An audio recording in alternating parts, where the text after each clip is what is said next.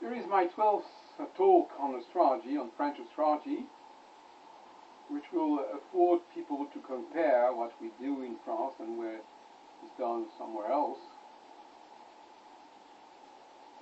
I would like to speak about the historical knowledge.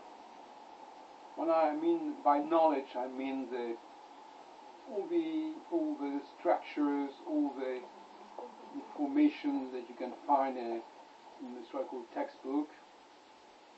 What does an astrologer when he tries to introduce astrology to new people? And I think there are 3 levels of communication on astrology, at least. 3 sources of the historical belief.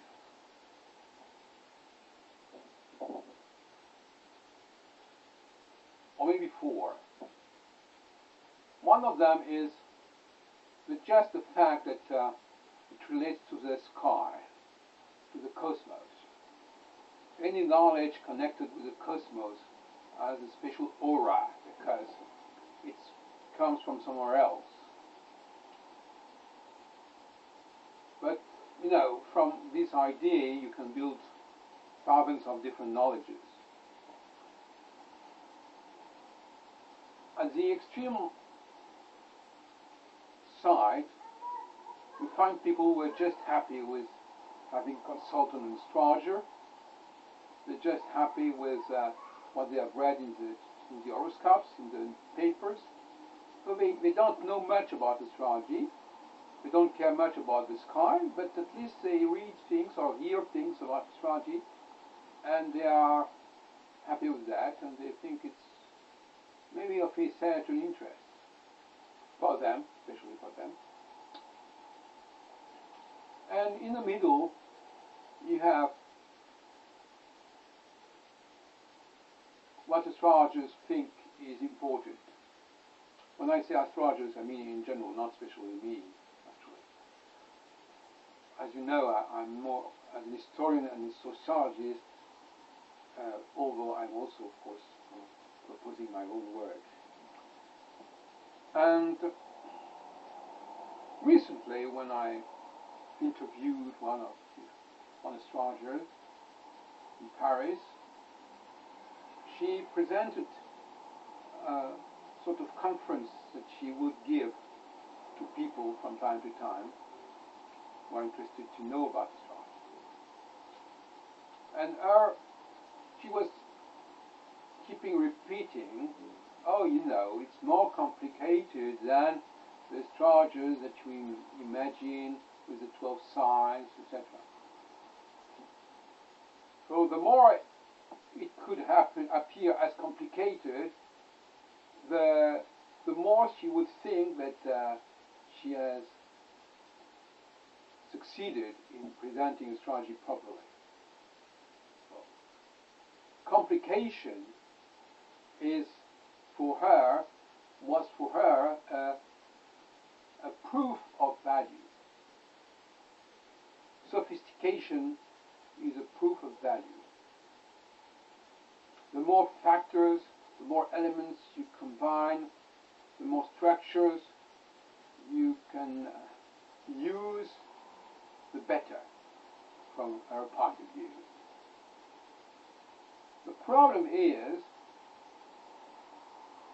that when you present the aspects, the houses, the signs, the planets, the elements, whatever,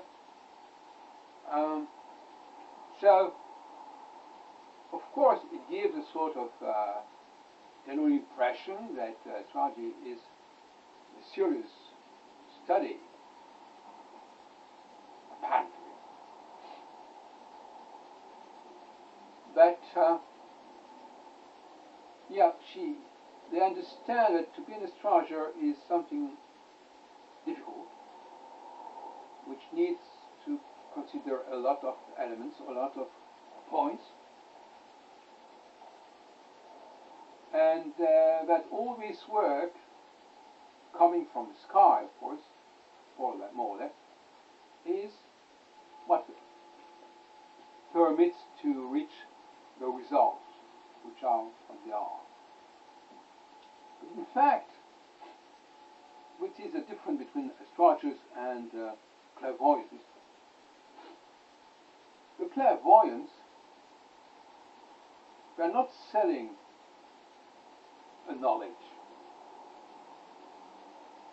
They are just trying to prove to you that they can help you in a way or another.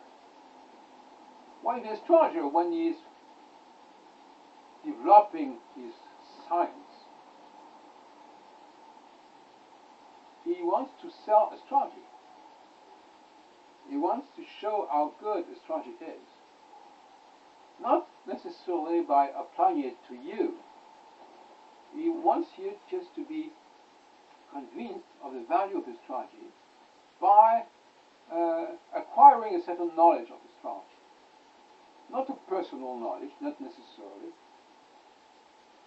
He wants you to reflect a certain form of admiration towards astrology, which will gratify him that he was right, which would confirm him that he was right by studying astrology and dedicating himself to astrology. So it's very important for an astrologer that his knowledge should be recognized. Beyond any application, personal application. As a matter of fact, in the football conferences, you don't really refer to your personal successes in your consultation. You refer to this sort of knowledge. So let's speak a little about this sort of knowledge. The zodiac, the planets, the houses, the aspects, etc. 4 pillars of astrology in a way. Let's start with the zodiac, and I'm not here to expose what everybody knows about the zodiac. That is not my role here. My role is to ask questions about it. What is the zodiac? What astrologer answer when you ask what is the zodiac, or when they present the zodiac by themselves? Where does it come from? To what it corresponds, etc.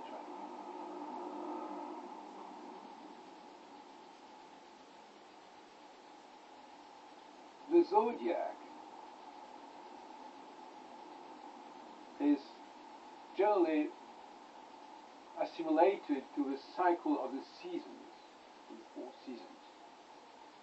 But on the other hand, it's very difficult to connect the zodiac with the 12 months, or even with the 4 seasons, practically speaking.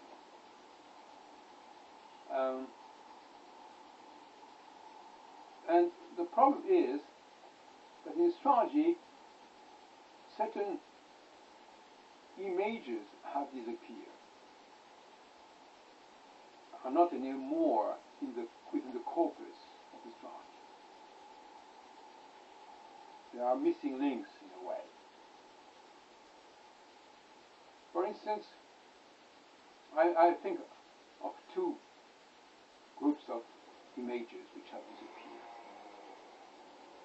One group is the group of the 12 images of the month that you can find in Renaissance almanacs, for instance, or cathedrals in Europe. 12 representations of the activities of man from month to month, from season to season. And this set of images, of 12 images, it doesn't correspond very clearly to the 12 signs of the zodiac. It's always possible to project upon the zodiac any sort of sacred philosophy, etc. But let's just compare the 12 images of the zodiac and the 12 images of the months. And it's not an easy task. But since astrologers do not know about these 12 images of the months, we can just refer to a vague idea of what are the 4 seasons, and it's not very serious mostly. And the second group is also a group of 12 sectors, 12 images, which have also disappeared from the historical knowledge, and it is in the images of the houses, astrological houses. Most astrologers do not even know that there are astrological houses images, but there is such a thing. And as a matter of fact, the tarot arcanas are borrowed from this group of images which belong to the 12 houses.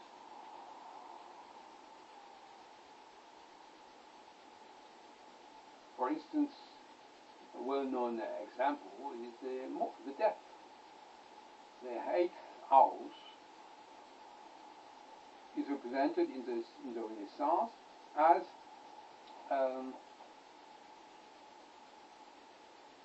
the image of the tarot exactly. They are the same. And you could find many examples of that sort. As a matter of fact, there is also another group of images which should be used also for comparison. It is what we call the children of the planets. In the Renaissance literature, you have 7 planets, and each planet is generally mentioned as a Pinder planetum, which means the children of the planets. Each planet is connected with a certain number of images which are supposed to illustrate the character, the meaning of the planet. This is also a set of images which most astrologers do not know. So that's a lot. Iconographically speaking, you already have 12 plus 12 plus 7, more than 30 images that astrologers should know and they don't know. But when they present the question of the 12 houses, they don't introduce the images of the houses. That today the houses are just mentioned as according to a number, house 1, house 2, house 3, third house, fourth house. They don't have the right, the privilege of having images as the signs of zodiac have. All the signs of zodiac have, as we said, are not really clearly connected with the 12 images of the months. And when they speak of the planets, they don't either mention the iconography of the 7 planets and the children of the planets. So there is a problem with the images of the houses, of the images of the zodiac, the images of the planets. Okay.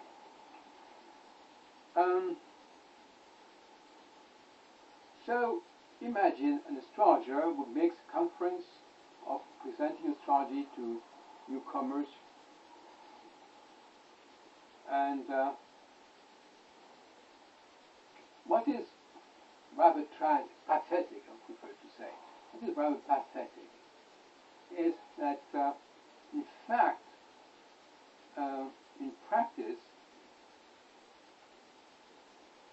astrologers do not really use or exploit this astrological knowledge properly.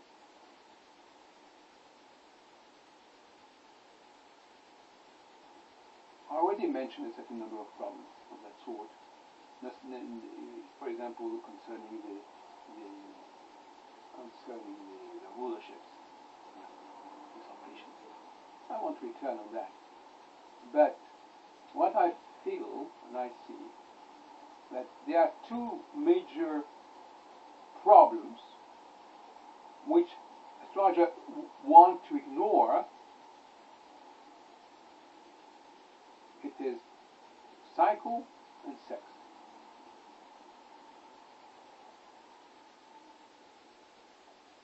So they will give you a lot of information about what astrology is, but outside from astrology, it's like there is a sort of no man's land.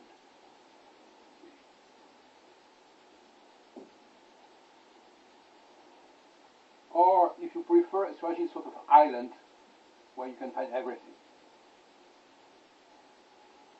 The problem is,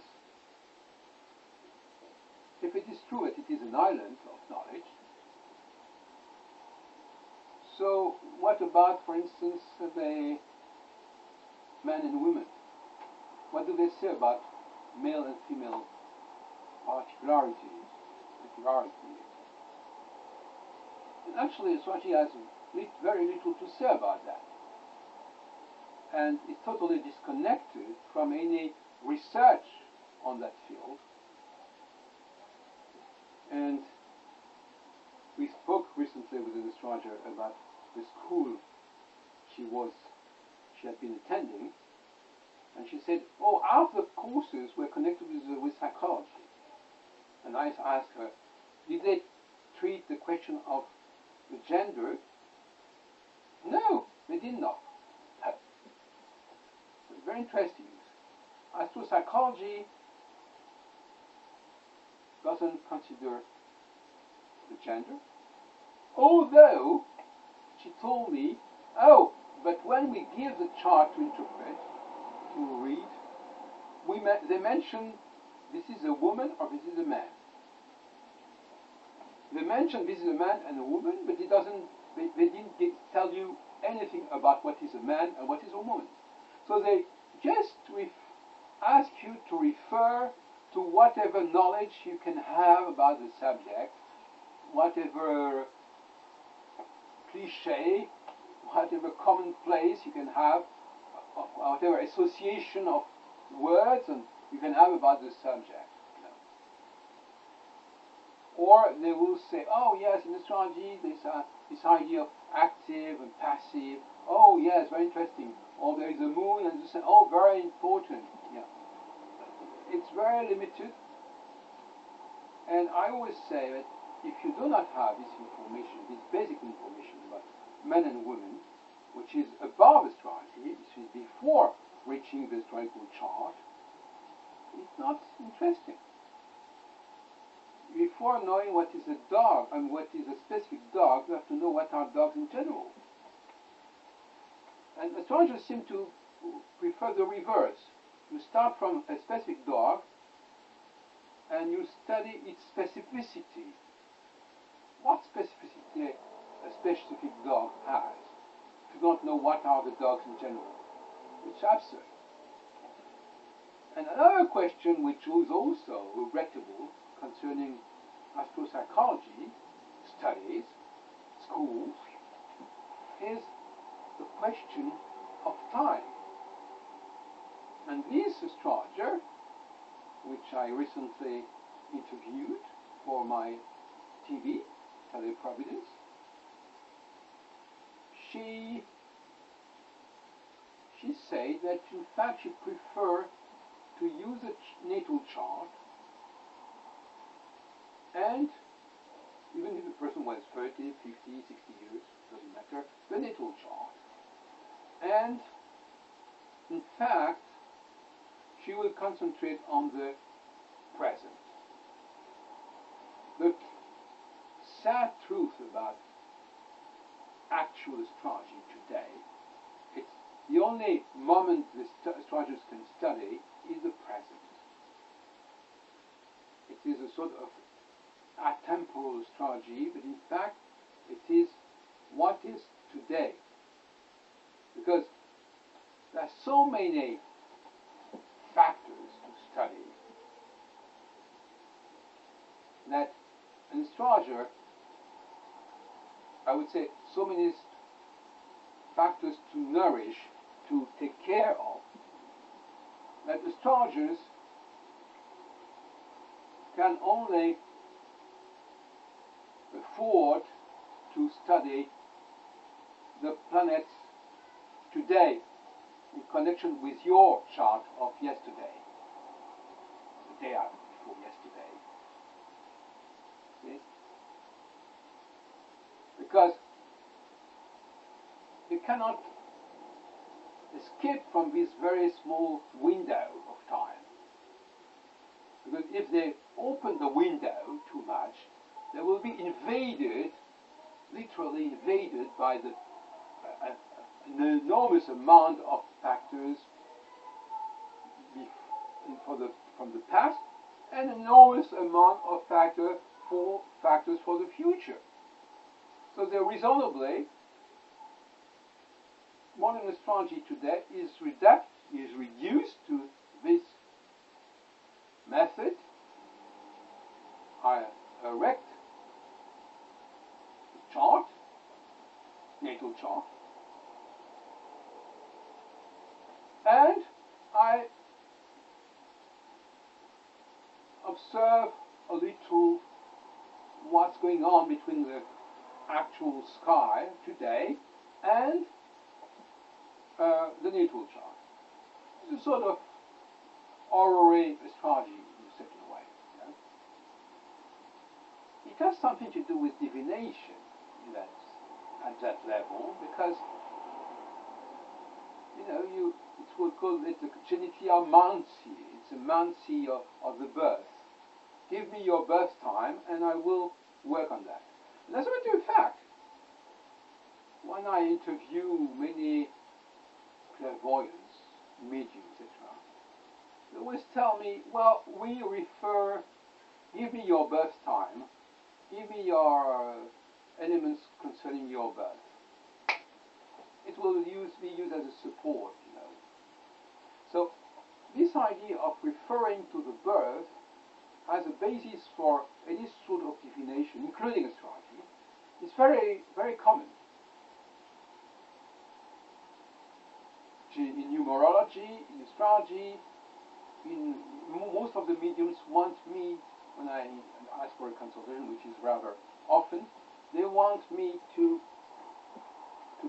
give my age and when I was born and my zodiacal sign. But it's a sort of divination from the birth data. So here also, there is this knowledge which is presented, and there is a practice which is another story. I would like to return on these different chapters which I've been evocating just before, just to give a few insights, a few lines of research on the third meditation. For the zodiac, let us say, a big mistake, it's also connected with the four elements, in fact. A big mistake, for instance, would be to assimilate the fire to summer, just because in summer it's hot. Or, as a matter of fact, the zodiac is not a description, a meteorological description of the seasons, which is what astrologers generally say. It is a description of how men live according to the seasons, which is quite another story. And in that case of the fire, it is obvious that the moment we need fire is not summer, but winter. And in these images of the almanacs for the months, you see immediately that fire appears in winter days, in winter months, obviously. There is also a certain number of problems concerning what I called before the children of the planets children. Mercury, Gemini. Gemini, and it's what I call the problems of the astrological syncretism. Because an astrologer cannot think of a sign without thinking of the planet which is a sign to the sign, without thinking of the house which is connected with the sign. All the different chapters are interconnected in his mind. So, if I say Gemini, immediately the astrologer will say, oh, Gemini, which is dominated by Mercury. Because there is a certain system where Mercury is in Gemini and also, as a matter of fact, in Virgo. But in reality, iconographically speaking, Gemini, the couple representing Gemini, is typically Venusian. It belongs to the images of Venus, the people of Venus, the children of Venus. It's obvious when you look at the documents. And if you study the life of the people in Renaissance time, in the country, I don't know, May was called the month of love, the month of the lovers, the month of the floweret, of the flowers that you offer to your beloved, which comes again the word flirting, meaning using flowers. And so you understand very well that Gemini has to have to do with that. But as I said in a former lecture, astrologers today are not so much concerned by the zodiac, or at least in the last decade they were not too much concerned by the zodiac, and they prefer to replace the signs of the symbols of zodiac by references to the planets, to the elements, the modes, cardinal, fixed, mutable, etc. They didn't want to be directly connected with the zodiac. It's only popular astrology which has continued to be concerned by the zodiac directly, and also astronomers. But this popular astrology has developed, as we know, in the newspapers, etc., in the columns. But serious astrology was very much careful about referring to the zodiac, because the symbolism of zodiac is not clear at all. But today, it's returning. There's a return of the zodiac within serious astrology, a sort of syncretism where all forms of astrology are merging. As to the houses, you know, there is a debate about how many houses there were in the past. It seems that there has been a former system with only 8 houses. And the fact that house 8 is house of death seemed to prove that, in fact, that was the last house. And they added 4 more houses later on, which do not correspond any longer to a real... There is a logical process from house 1 to house 8, which I've described in certain studies. From birth house 1 to house 8, death. And then they artificially added 4 more houses to have this parallel between houses and signs.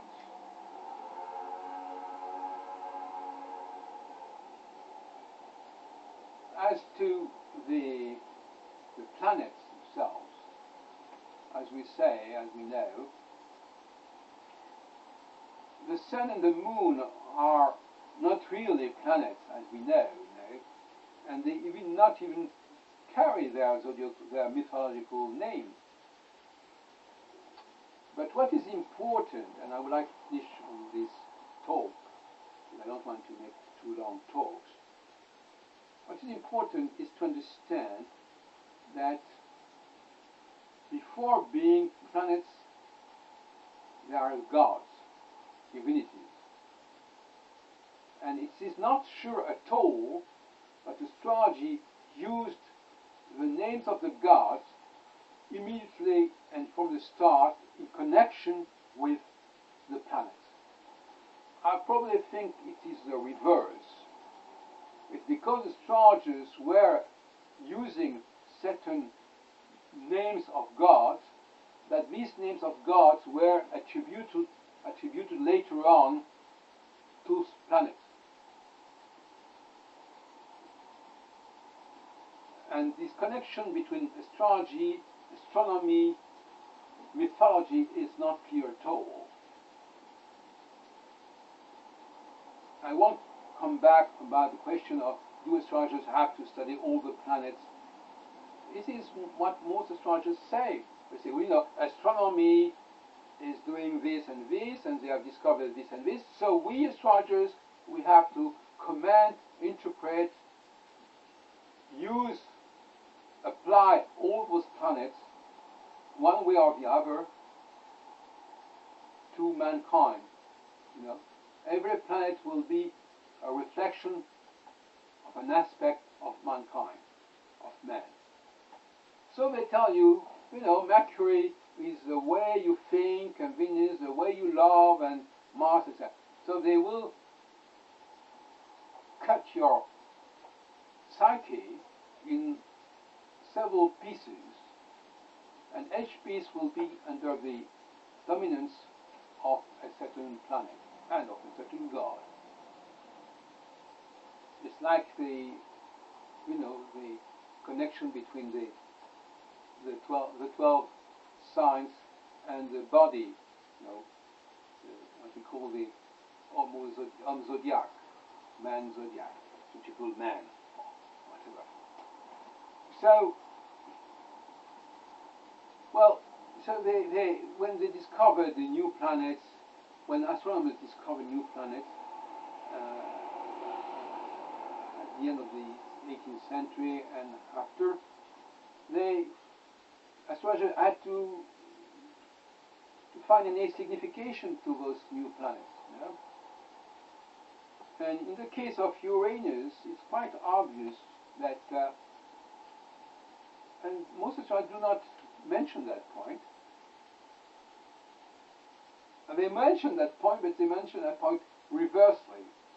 They say, oh, Uranus has announced the revolution.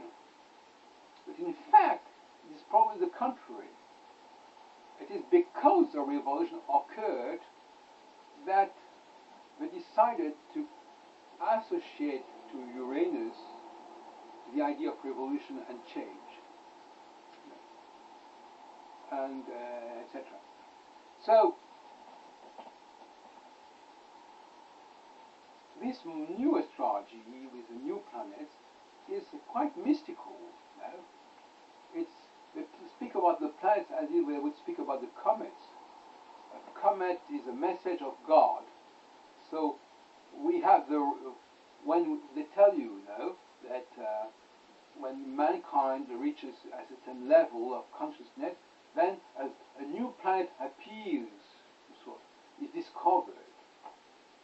Unfortunately, since, well, you can play with that, but it has its limits.